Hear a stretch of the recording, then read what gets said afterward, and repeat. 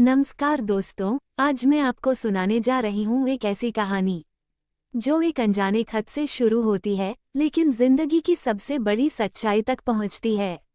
इस कहानी में है भावनाएं, उलझनें और एक ऐसा मोड़ जो आपको सोचने पर मजबूर कर देगा।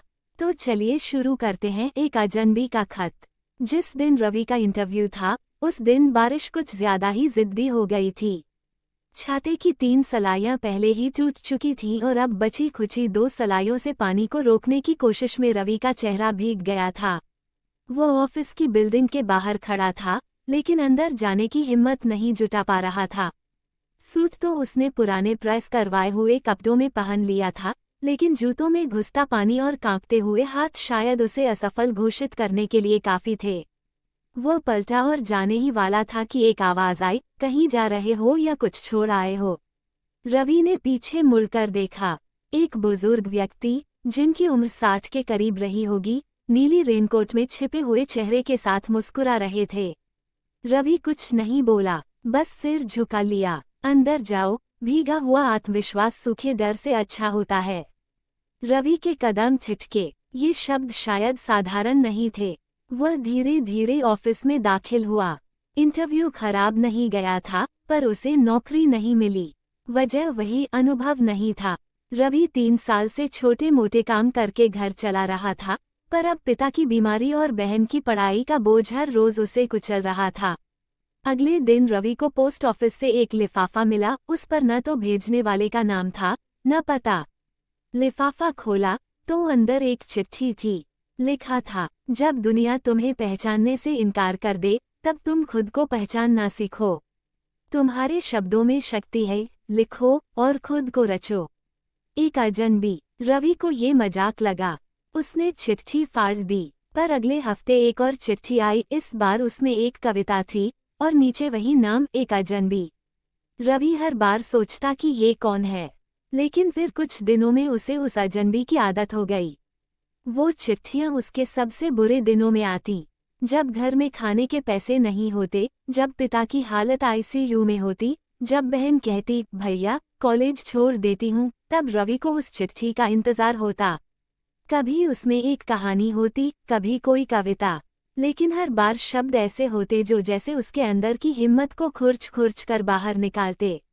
एक दिन रवि को फिर एक नौकरी का ऑफर मिला, एक स्थानीय अखबार में ट्रेनी रिपोर्टर की।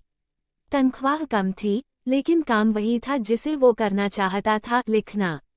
उसने हाँ कर दी। 3 महीने बाद जब उसका पहला लेख छपा तो उसके घर फिर से वही लिफाफा आया, लेकिन इस बार चिट्ठी में सिर्फ 3 शब्द थे, मुझे तुम पर गर्व है। रवि अब हर दिन लिखता था, ऑफिस में, घर में, कभी देर रात। उसके लेख अब धीरे धीरे वायरल होने लगे थे। उसकी भाषा, उसकी सच्चाई लोगों को छूने लगी थी। लेकिन रवि को आज भी उस अजनबी का चेहरा नहीं पता था। वो सोचता, क्या कोई उसे गुपचुप पढ़ता है, या कोई बचपन का दोस्त, या कोई राह चलते मिला कोई बुजुर्ग। एक दिन रवि को एक निमंत्रण आया, नवोदय साहित्य मंच से। उन्होंने उसे उसके लेखों के लिए सम्मान देने बुलाया था। रवि ने पहली बार सूट खरीदा, खुद के पैसों से।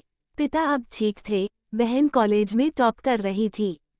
सम्मान समारोह में जब उसे मंच पर बुलाया गया तो एंकर ने कहा, अब हमारे बीच आ रहे हैं वो शब्दों के कलाकार जिनकी लेखनी ने कई टूटे दिलों को जोड़ा और जिनकी प्रेरणा ने खुद उन्हें जमीन से उठाकर आसमान तक पहुंचाया। रवि मंच पर पहुंचा, तालियां बजीं, पर उसकी नजर एक चेहरा तलाश रही थी, एक अजनबी। ऑडियंस में हर चेहरा एक जैसा था, पर उसे दिखा पीछे की पंक्ति में वही नीली रेनकोट वाला बुजुर्ग। रवि की आंखें भर आईं।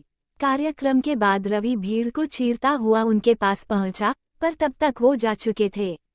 सीढ़ियों के पास एक कागज रखा था, हाथ से लिखा हुआ। मैं तुम्हारा गुरु नहीं, दोस्त नहीं, बस वो हवा था जो चुपचाप तुम्हारी नाव को ठेलता रहा। अब तुम खुद पतवार हो, दूसरों के लिए हवा बनो। उस दिन रवि ने फैसला किया, वो सिर्फ खुद के लिए नहीं लिखेगा, उन सब के लिए लिखेगा जो टूटे हुए हैं, जो थक चुके हैं, जो हार के बाद मुस्कान ढूंढते हैं। अब रवि खुद हर महीने किसी अनजान पते पर एक चिट्ठी भेजता है, एक नई कहानी, एक नई उम्मीद। शायद आप भी अगली बार कोई लिफाफा खोलें और उसमें लिखा हो, जब दुनिया तुम्हें पहचानने से इनकार कर दे, तब तुम खुद को पहचानना सीखो। एक अजनबी